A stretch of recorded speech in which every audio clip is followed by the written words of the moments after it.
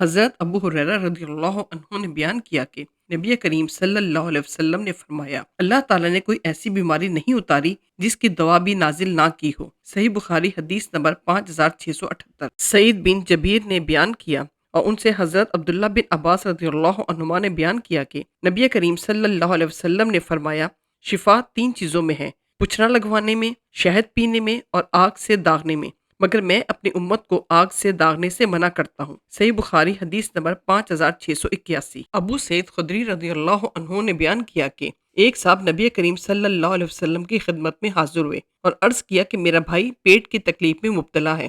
حضرت صلی اللہ علیہ وسلم نے فرمایا کہ انہیں شہد پلا۔ پھر دوسری مرتبہ پھر وہی صحابی حاضر ہوئے، آپ نے اسے اس مرتبہ بھی شہد پلانے کے لیے کہا۔ وہ پھر تیسری مرتبہ آیا اور عرض کیا کہ حکم کے مطابق میں نے عمل کیا لیکن شفا نہیں ہوئی۔ حضرت صلی اللہ علیہ وسلم نے فرمایا کہ اللہ تعالیٰ سچا ہے اور تمہارے بھائی کا پیٹ جھوٹا ہے۔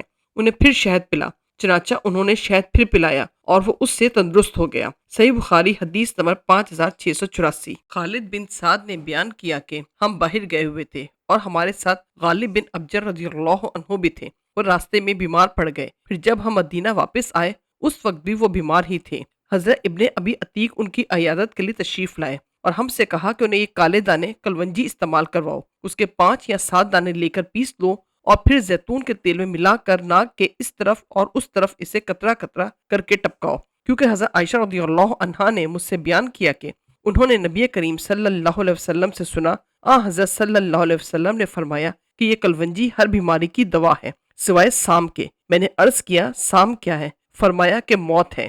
صحیح بخاری حدیث نمبر 5687۔ یونس بن زید نے خبر دی، انہیں عقیل نے اور انہیں ابن شہاب نے، انہیں عروہ نے کہ حضرت عائشہ رضی اللہ عنہا بیمار کے لیے اور میت کے سوگواروں کے لیے تلبینہ، رواں، دودھ اور شہد ملا کر دلیا پکانے کا حکم دیتی تھی اور فرماتی تھی کہ میں نے رسول اللہ صلی اللہ علیہ وسلم سے سنا، آپ نے فرمایا کہ تلبینہ مریض کے دل کو سکون پہنچاتا ہے اور غم کو دور کرتا ہے، کیونکہ اسے پینے کے بعد عموماً نیند آ جاتی ہے، یہ زود ہضم بھی ہے۔ صحیح بخاری حدیث نمبر 5679۔ حضرت ام قیس بنت محسن رضی اللہ عنہا نے بیان کیا کہ میں نے نبی کریم صلی اللہ علیہ وسلم سے سنا، آپ نے فرمایا تم لوگ اس عود ہندی کست کا استعمال کیا کرو، کیونککہ اس میں 7 بیماریوں کا علاج ہے۔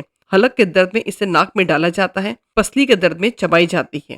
صحیح بخاری حدیث نمبر 5692۔